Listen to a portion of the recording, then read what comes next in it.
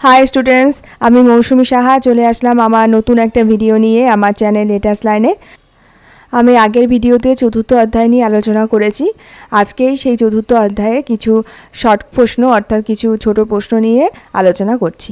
চলো দেখা যাক কী কী প্রশ্ন আছে। সংবিধান হলো রাষ্ট্রের চরম কর্তৃত্বের শৃঙ্খলাবদ্ধকরণ। সংবিধানের এই সংজ্ঞাটি প্রদান করেছেন option A Aristotle, option B Woolsey, option C Lord Bryce, option D Finer. সঠিক উত্তরটি হবে অপশান এ অ্যারিস্টটল। পরের প্রশ্নটি হলো সংবিধান হলো সেই সব নীতির একত্রীকরণ যেগুলি অনুসারে সরকারের ক্ষমতা, জনসাধারণের অধিকার এবং শাসক ও শাসিতের সম্পর্কের মধ্যে সামঞ্জস্য বিধান করা হয়ে থাকে বলে মন্তব্য করেছেন option A Aristotle, option B Woolsey, option C F Strong, option D Gilchrist. সঠিক উত্তরটি হবে অপশান বি উলসে। পরবর্তী প্রশ্নটি হলো সংবিধানকে রাষ্ট্রের মৌলিক আইন বলে বর্ণনা করেছেন option A Lord Bryce, option B Cooley, option C Gilchrist, option D Finer. সঠিক উত্তরটি হবে অপশান বি কুলি। পরবর্তী প্রশ্নটি হলো সংবিধানকে রাজনৈতিক ক্ষমতা প্রয়োগের ক্রিয়া প্রক্রিয়াকে নিয়ন্ত্রণ করার একটি প্রধান যন্ত্রমাত্র বলে চিহ্নিত করেছেন option A Gilchrist, option B Loewenstein, option C Wheare, option D C F Strong. সঠিক উত্তরটি হবে অপশান বি লোয়েনস্টাইন।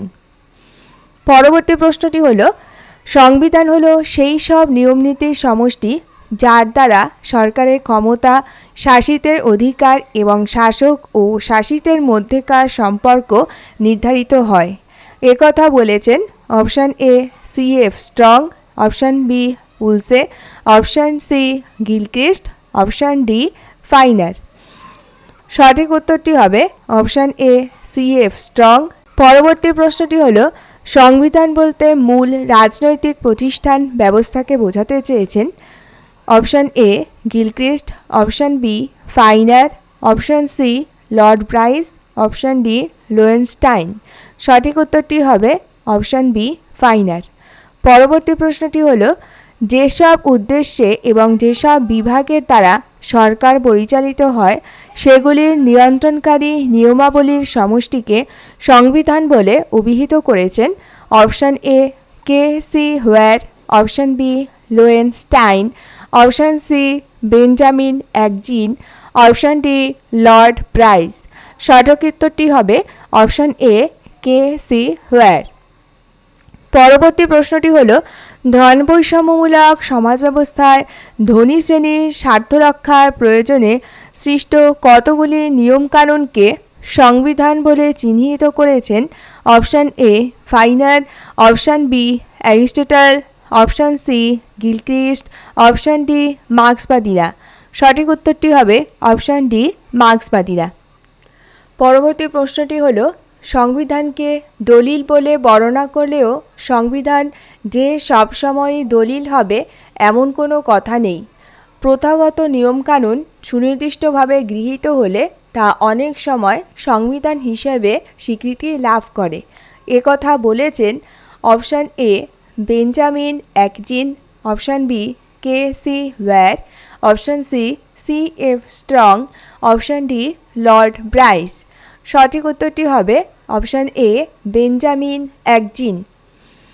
পরবর্তী প্রশ্নটি হলো কোনো দেশের শাসন ব্যবস্থা সম্পর্কিত মৌলিক নীতিগুলির অধিকাংশ বা সবগুলি একটি বা কয়েকটি দলিলে লিপিবদ্ধ করা থাকে তাকে বলা হয় অপশান এ লিখিত সংবিধান, অপশান বি অলিখিত সংবিধান, অপশান সি সুপরিবর্তনীয় সংবিধান, অপশান ডি দুষ্পরিবর্তনীয় সংবিধান। সঠিক উত্তরটি হবে অপশান এ লিখিত সংবিধান। পরবর্তী প্রশ্নটি হলো কোনো দেশের শাসন সংক্রান্ত মৌলিক নীতিগুলি যখন প্রথা, আচার ব্যবহার, রীতিনীতি ও বিচারালয়ের সিদ্ধান্ত প্রভৃতির ওপর ভিত্তি করে গড়ে ওঠে তখন তাকে বলা হয় অপশান এ লিখিত সংবিধান, অপশান বি অলিখিত সংবিধান, অপশান সি সুপরিবর্তনীয় সংবিধান, অপশান ডি দুষ্পরিবর্তনীয় সংবিধান। সঠিক উত্তরটি হবে অপশান বি অলিখিত সংবিধান। পরবর্তী প্রশ্নটি হলো, আইনসভা যে পদ্ধতি অনুসরণ করে দেশের সাধারণ আইন প্রণয়ন ও পরিবর্তন করে সেই পদ্ধতি অনুসারে যদি সংবিধান পরিবর্তিত বা সংশোধিত হয় তবে সেই সংবিধানকে সুপরিবর্তনীয় সংবিধান বলে চিহ্নিত করেছেন option A Dicey, option B Barker, option C Loewenstein, option D Gilchrist. সঠিক উত্তরটি হবে অপশান এ ডাইসি। পরবর্তী প্রশ্নটি হলো, সাধারণ আইন প্রণয়নের পদ্ধতি অনুসারে যে সংবিধানকে পরিবর্তন বা সংশোধন করা যায় না তাকে বলা হয় অপশান এ সুপরিবর্তনীয় সংবিধান, অপশান বি দুষ্পরিবর্তনীয় সংবিধান, অপশান সি লিখিত সংবিধান, অপশান ডি অলিখিত সংবিধান। সঠিক উত্তরটি হবে অপশান বি দুষ্পরিবর্তনীয় সংবিধান। পরবর্তী প্রশ্নটি হলো, অলিখিত সংবিধান রয়েছে অপশান এ মার্কিন যুক্তরাষ্ট্রে, অপশান বি ব্রিটেনে, অপশান সি ভারতে, অপশান ডি সুইজারল্যান্ডে।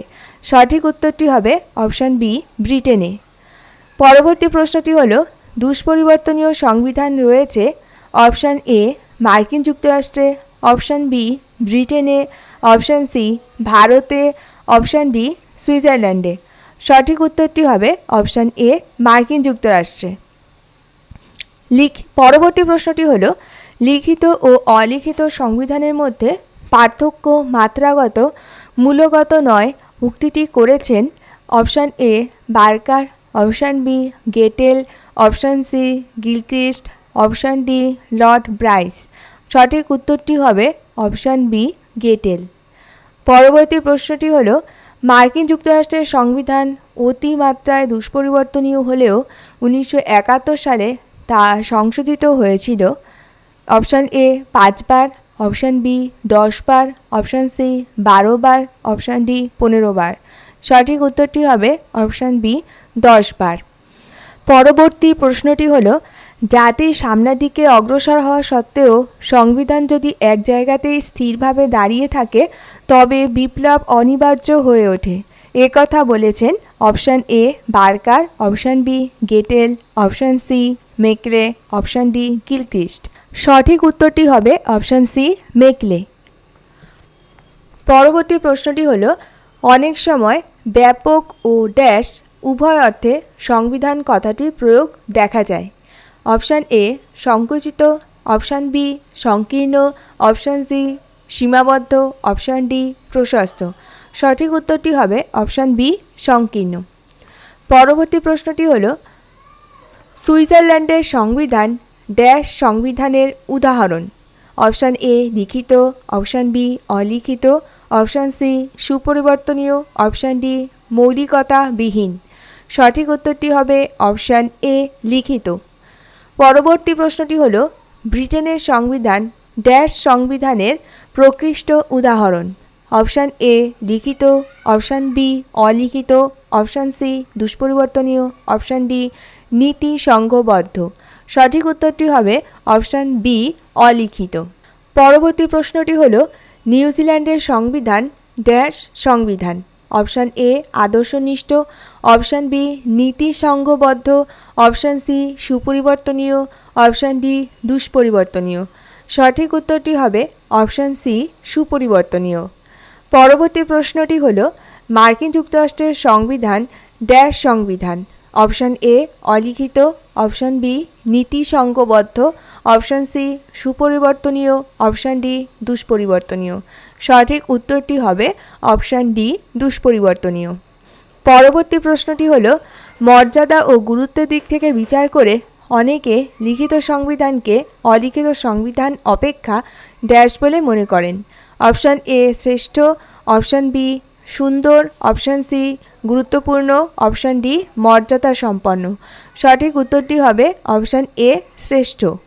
পরবর্তী প্রশ্নটি হলো, দুষ্পরিবর্তনীয় সংবিধানে নাগরিকদের মৌলিক অধিকারসমূহ লিপিবদ্ধ থাকে বলে অনেকে এরূপ সংবিধানকে ড্যাশ সংবিধান বলে অভিহিত করেন। অপশান এ আদর্শ, অপশান বি সম্পূর্ণ, অপশান সি গণতান্ত্রিক, অপশান ডি যথার্থ। সঠিক উত্তরটি হবে অপশান সি গণতান্ত্রিক। পরবর্তী প্রশ্নটি হল লিখিত সংবিধানের মধ্যে বহু ড্যাশ অংশ থাকে। অপশান এ প্রথা, অপশান বি রীতিনীতি, অপশান সি আচার ব্যবহার, অপশান ডি অলিখিত। সঠিক উত্তরটি হবে অপশান ডি অলিখিত। পরবর্তী প্রশ্নটি হল ব্যক্তি স্বাধীনতার সংরক্ষক ড্যাশ নয়, সচেতন জনগণই ব্যক্তি স্বাধীনতার প্রকৃত রক্ষক। অপশান এ আইন, অপশান বি সংবিধান, অপশান সি প্রথা, অপশান ডি রীতিনীতি। সঠিক উত্তরটি হবে অপশান বি সংবিধান। পরবর্তী প্রশ্নটি হল শাসক শ্রেণীর প্রয়োজনে মার্কিন যুক্তরাষ্ট্রের অতিমাত্রায় দুষ্পরিবর্তনীয় সংবিধানও ড্যাশ সালে 10 বার সংশোধিত হয়েছিল। Option A 1791, option B 1792, option C 1789, option D 1790। সঠিক উত্তরটি হবে অপশান এ 1791। স্টুডেন্টস, এবার আমি ডান দিক বাম দিক আলোচনা করব এবং আমি সরাসরি এগুলোর উত্তর বলে দেব। উলসে সংবিধান হলো সেই সব নীতির একত্রীকরণ যেগুলি অনুসারে সরকারের ক্ষমতা, জনসাধারণের অধিকার এবং শাসক ও শাসিতের সম্পর্কের মধ্যে সামঞ্জস্য বিধান করা হয়ে থাকে। মার্ক্সবাদী দার্শনিকগণ ধন বৈষম্যমূলক সমাজ ব্যবস্থায় ধনী শ্রেণীর স্বার্থরক্ষা প্রয়োজনে সৃষ্ট কতগুলি নিয়মকানুনই হল রাষ্ট্রের সংবিধান। ব্যাপক অর্থ সংবিধান বলতে কোনো দেশের শাসন ব্যবস্থা নিয়ন্ত্রণকারী লিখিত ও অলিখিত সর্বপ্রকার নিয়মকানুনকে বোঝায়। সংকীর্ণ অর্থ সেই সব লিখিত মৌলিক আইনকানুন যেগুলির দ্বারা সরকারের গঠন, সরকারের বিভিন্ন বিভাগের সংগঠন, ক্ষমতা ও সম্পর্ক নির্ণয়, রাষ্ট্রের সঙ্গে নাগরিকদের সম্পর্ক প্রভৃতি নিয়ন্ত্রিত হয়। পরবর্তী স্তম্ভটি হল ভারত লিখিত সংবিধান, ব্রিটেন অলিখিত সংবিধান, নিউজিল্যান্ড সুপরিবর্তনীয় সংবিধান, মার্কিন যুক্তরাষ্ট্র দুষ্পরিবর্তনীয় সংবিধান। পরের স্তম্ভটি হল অ্যারিস্টটল সংবিধান হল রাষ্ট্রের চরম কর্তৃত্বের শৃঙ্খলাবদ্ধকরণ। ব্রাইস সংবিধান হল সেই সব আইনকানুন ও রীতিনীতির সমষ্টি যেগুলি রাষ্ট্রের জীবনকে নিয়ন্ত্রণ করে। সি.এফ. স্ট্রং সংবিধান হল সেই সব নিয়মনীতির সমষ্টি যার দ্বারা সরকারের ক্ষমতা, শাসিতের অধিকার এবং শাসক ও শাসিতের মধ্যেকার সম্পর্ক নির্ধারিত হয়। গিলক্রিস্ট সংবিধান হল কতগুলি লিখিত বা অলিখিত নিয়ম যেগুলির দ্বারা সরকার গঠিত হয়, সরকারের বিভিন্ন বিভাগের মধ্যে ক্ষমতা বণ্টিত হয় এবং ওইসব বিভাগের কার্যক্ষেত্র নির্দিষ্ট হয়। পরবর্তী স্তম্ভটি হল ফাইনার মূল রাজনৈতিক প্রতিষ্ঠান ব্যবস্থা। কেসি হোয়ার যেসব উদ্দেশ্য এবং যেসব বিভাগের দ্বারা সরকার পরিচালিত হয় সেগুলির নিয়ন্ত্রণ করা নিয়মাবলীর সমষ্টিকে সংবিধান বলে। লোয়েনস্টাইন সংবিধান হল রাজনৈতিক ক্ষমতা প্রয়োগের ক্রিয়া প্রক্রিয়াকে নিয়ন্ত্রণ করার একটি প্রধান যন্ত্রমাত্র। বেঞ্জামিন অ্যাটকিন সংবিধান যে সবসময়ই দলিল হবে এমন কোনো কথা নেই, প্রথাগত নিয়মকানুন সুনির্দিষ্টভাবে গৃহীত হলে তা অনেক সময় সংবিধান হিসাবে স্বীকৃতি লাভ করে। পরবর্তী স্তম্ভটি হল সুপরিবর্তনীয় সংবিধান দেশে সাধারণ আইন প্রণয়ন ও পরিবর্তন করার পদ্ধতিতে সংবিধান সংশোধিত হয়। দুষ্পরিবর্তনীয় সংবিধান সাধারণ আইন প্রণয়নের পদ্ধতিতে সংবিধানকে পরিবর্তন বা সংশোধন করা যায় না। লিখিত সংবিধান শাসন ব্যবস্থা সম্পর্কিত মৌলিক নীতিগুলির অধিকাংশ বা সবগুলি একটি বা কয়েকটি দলিলে লিপিবদ্ধ করা থাকে। অলিখিত সংবিধান শাসন সংক্রান্ত মৌলিক নীতিগুলি প্রথা, আচার ব্যবহার, রীতিনীতি ও বিচারালয়ের সিদ্ধান্ত প্রভৃতির ওপর ভিত্তি করে গড়ে ওঠে। তো স্টুডেন্টস, এই ছিল চতুর্থ অধ্যায়ে বেশ কিছু গুরুত্বপূর্ণ প্রশ্ন। আমি পরবর্তী ভিডিওতে পঞ্চম অধ্যায় নিয়ে আলোচনা করব। নমস্কার।